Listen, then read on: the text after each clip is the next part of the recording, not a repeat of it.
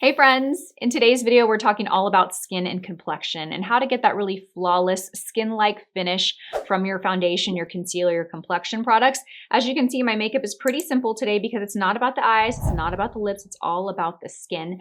I'm 42, my skin has changed. I know many of you who watch my channel are my age and older, and our skin changes as we get older. Our makeup looks and lays differently. So I'm gonna share with you the most important top 6 tricks. And I say 6, but I kind of give you a little bit more than that. But these are the things that I feel like are most important and so key when you're trying to get beautiful, flawless finish and you are wearing makeup, but you want it to look natural and skin-like. And I'm so excited about this video because I am getting to share a product that I have been secretive about for over a year, you guys. This video is in partnership with Iredale because they just launched. Are you ready? I don't know if you're ready. Sit down if you're not sitting down for this. They just launched a new liquid foundation, you guys, and I'm wearing it today and it is stunning, and you're gonna hear all about this as we get into the video.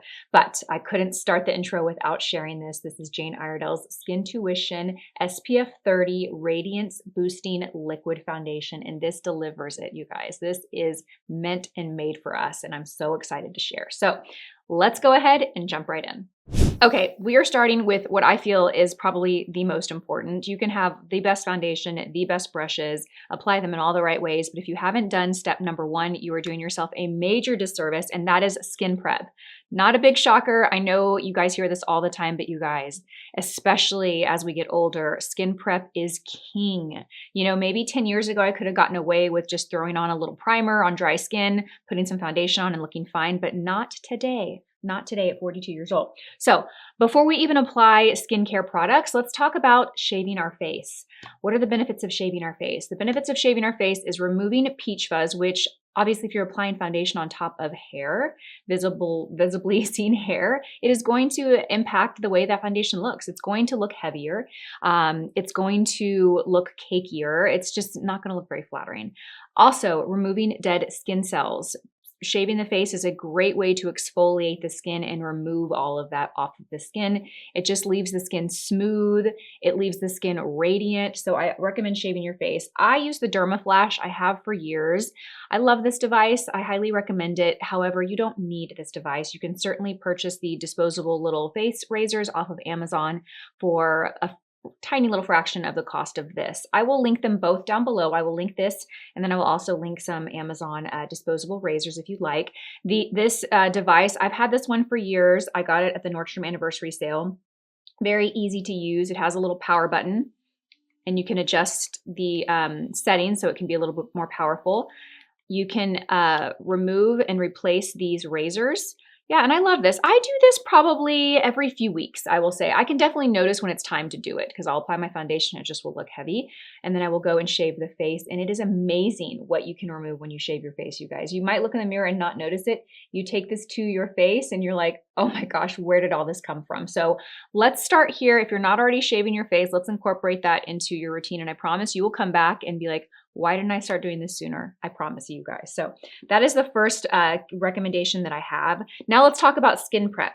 So this is going to vary depending on your needs and your skin type. For me personally, I have normal to dry-ish skin. My skin is dehydrated. It just absorbs products very, very quickly. So after I cleanse my skin and I have squeaky clean skin, because that is also important, I go in first with a hyaluronic serum. So this is, and I've got a few here to share with you, and I'm going to link them all down below. I have 3 different options here. These are a lightweight serum that you sandwich underneath your moisturizer.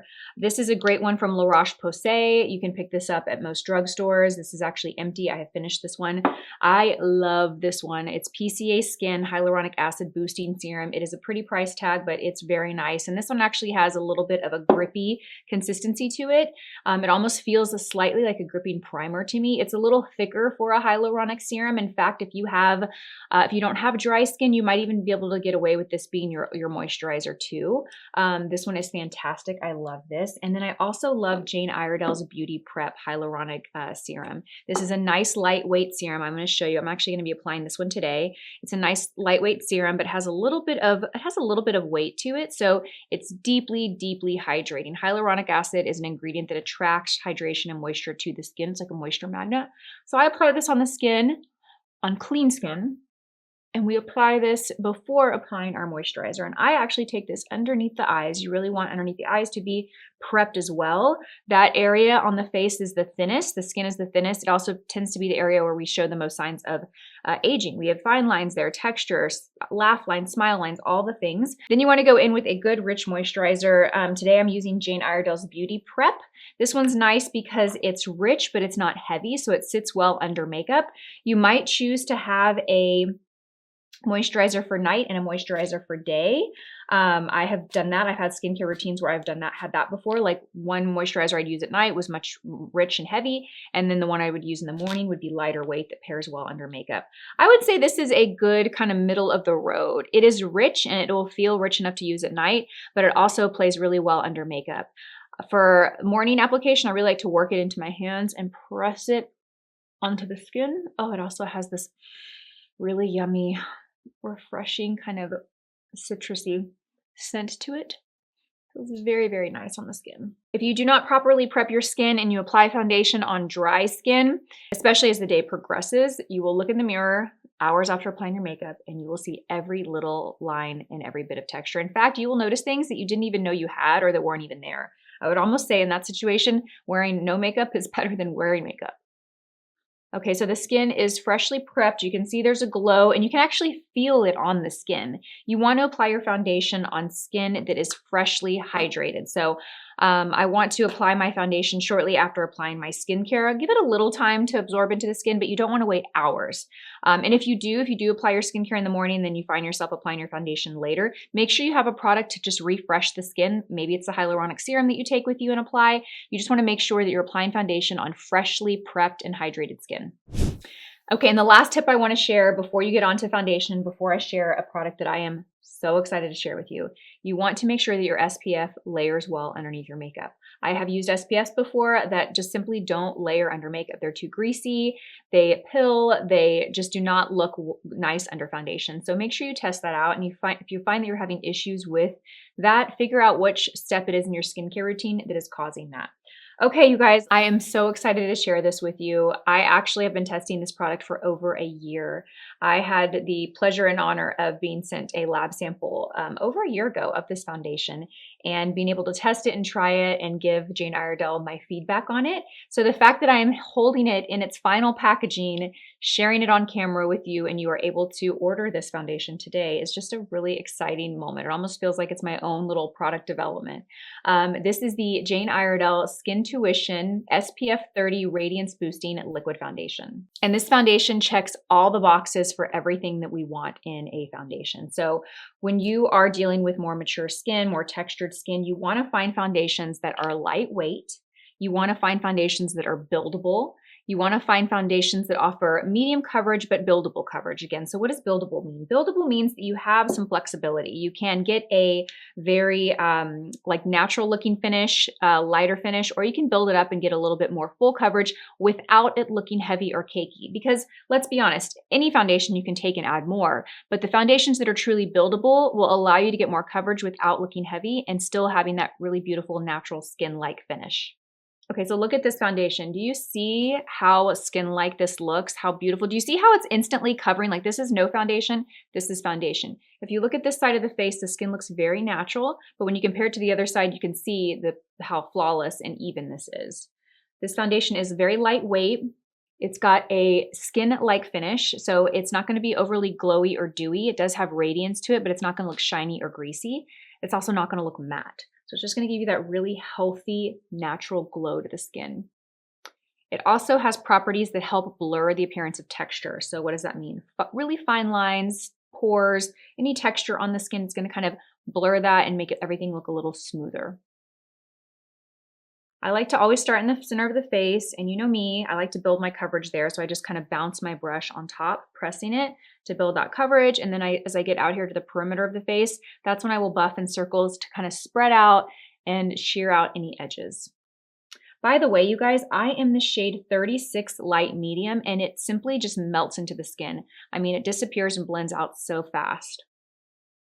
They did a great, great job with the shade range. I also love that you get an SPF 30 in this foundation. I do like to layer an SPF underneath my makeup, but when I find foundations that have that SPF added and included, it's just a nice extra bonus. I would describe the texture of this as very silky. It's lightweight, but it's not watery and thin. It's a good viscosity to where it's got this silky, luxurious feel, but it's not heavy. So I was wearing this foundation a few weeks ago. I went to San Antonio and had lunch with Marnie.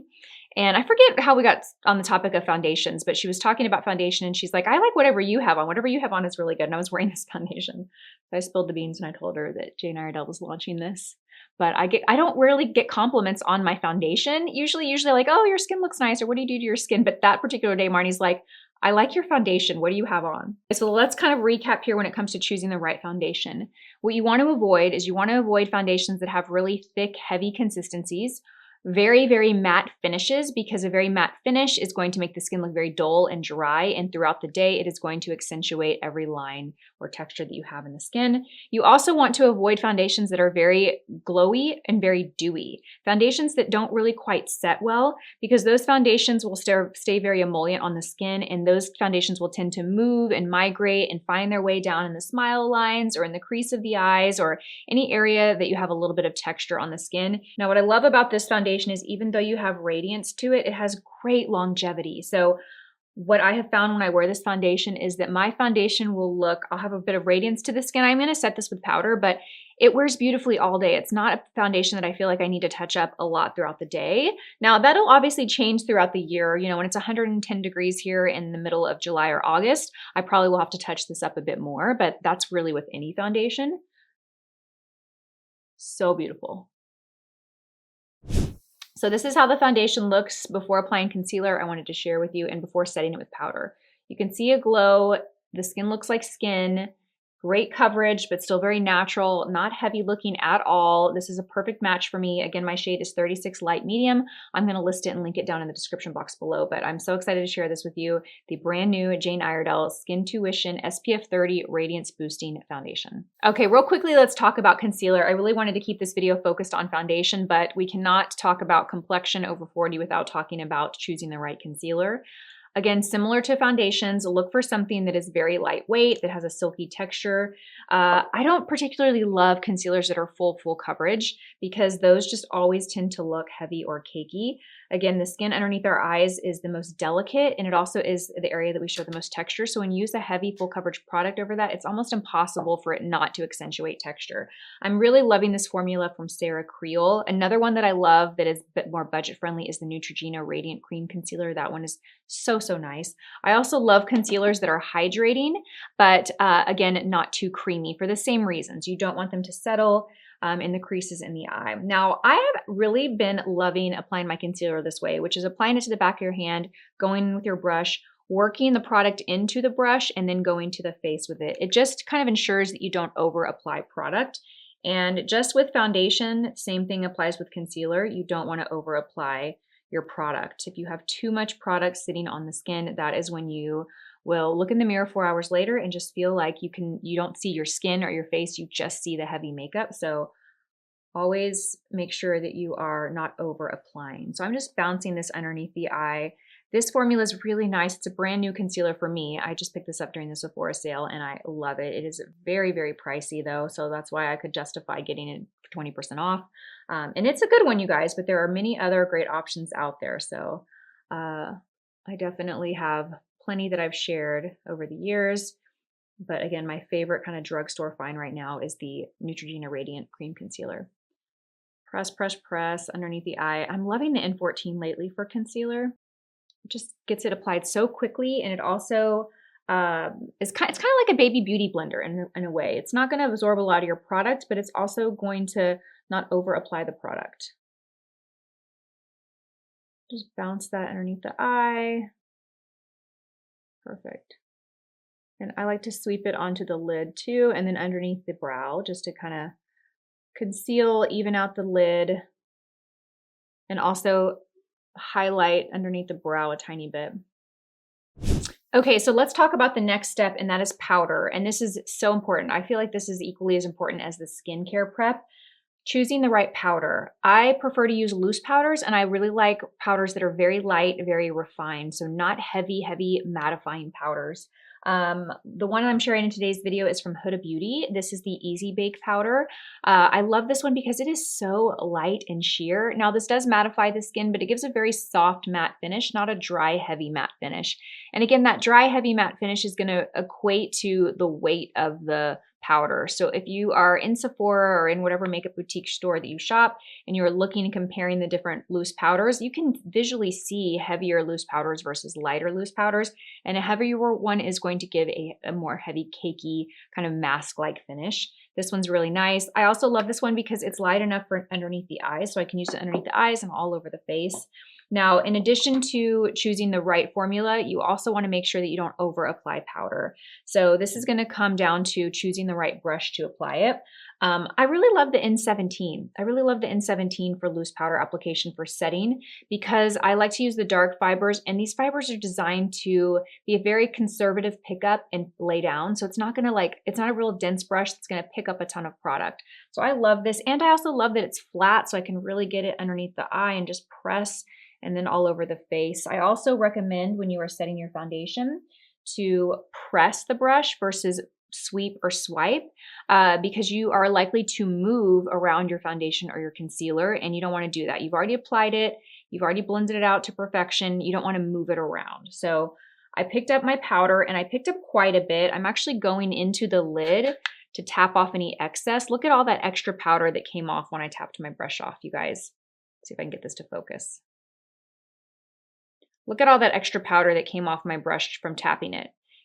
You can also use the inside of your hand just to work the product into the brush and make sure that you don't over apply. Now, I like to start underneath the eyes and just kind of press, press, press, set that concealer. Okay, look at that. Do you see what that did? Compare this side to this side. Do you see how you have some shine here, but here we've kind of mattified it down? So keep that in mind too. If you want to keep that glow in certain areas of the face, be strategic about where you powder. I have to powder underneath my eyes, and I always powder around my nose, and I always powder around my mouth and right here in these smile lines, because that is where foundation usually will move on me throughout the day. And I'm just kind of mattifying that down. But I still want you to see that glow here. I don't want to completely take that away. I'm also going to just tap right in the center of the forehead a little bit, but I still want you to see some radiance here, so we're not going to powder all over the face. And this might look different for you. If you have really oily skin and you have a hard time with your makeup staying on all day, you might want to set everywhere. But for me, I'm just going to set in the areas that I feel like I need it. I'm going to keep this glow here. I'm just going to set around the nose, around that smile line, around the chin. So good. Yeah, you can still see that really beautiful glow, but we have set underneath the eyes and set the areas that I feel like are most likely to just need that extra setting. Okay, so now we are adding color and dimension back to the face. So think your bronzer and your blush. I really believe we should be mixing formulas on the face, meaning let's not all use powder products together, and let's not all use cream and liquid products together. All powder products are going to lead to dry, dull, flat looking skin. And if you use all cream and liquid products, meaning everything you put on your face is a cream or liquid, you're running the risk of it looking dewy to glowy, it moving, it migrating, it not setting and wearing all day, especially if you have oily skin or you live in a hot, humid climate. So you'll see me use like a powder bronzer with a cream blush or so forth. So today I'm going to be using the Jane Iredale powder bronzer. This is one of my favorite powder bronzers. It's a very, very silky formula. It's so easy to blend out on the skin. It's not patchy at all. It's a beautiful color. It's not too warm and orange. It's also not really like dull and gray looking. I'm going to use the N15 brush, a nice fluffy brush, and I'm going to pick up the product by just kind of, dipping my brush into the pan. I'm going to tap it on my hand. And I always like to start on my cheekbone, close right at my hairline. So that's where I'll start. The first place you put your brush is where you're going to deposit the most product. You see how much product applied right there? Now I want that to be out here versus like right here, right? So I'm going to apply it there and just kind of blend it out into the hairline and then down. I don't want to bring it over too far, but I do want to shear that out. Then I'm going to sweep it into the hairline a little bit. So if you feel like you apply too much, you just need to work your brush over it and it'll blend out. I also like to take a little bit on the side of the nose just to add a little warmth in the center of the face. Perfect. Okay. Next, I'm going to go in with the cream blush, and I really love cream blush. You know I have to pull out Balmy Blush for this. It's a Jane Iredale video, and Balmy Blush is just one of my top Jane Iredale products. I love this. This is a nice creamy formula, but I also love the color of this. I think this just adds a really beautiful, youthful glow to the skin. It's this really pretty peachy pink. Just lights up the face. And I'm going to use the N17, but I'm going to use the lighter sided fibers to pick this product up. The light fibers are designed to work best with cream and liquid products. So I'm just going to work this into the brush. I'm going to kind of pre-blot it on my hand. And we're going to tap it right here on the highest point of my cheek. Just tap, tap, tap, and blend up.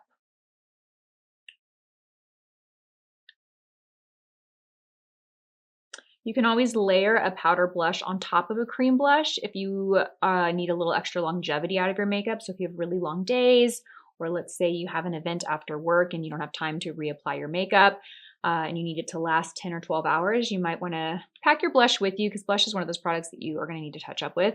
But you can also set it with a powder for a little bit longevity. So pretty. You see the glow that gives? I love it. It's going to give a glow because the texture is cream, but there's no pearlescent or shimmer in this product. I also like to take a little bit of blush, just whatever's left on my brush, not much, and sweep it across the nose. So pretty. Okay, so let's recap what we've done to the skin. We've used a liquid radiant foundation. We set it with a very sheer light matte powder just in the areas that we needed. We went in with a powder bronzer, and then we went to balance it with a cream blush. Okay, you guys, we're almost done. Let's talk about highlighting. Now, highlighting is one of those steps in the makeup that sometimes I do. I could do with it or without it. It's not a step that I do every day like a blush or a bronzer.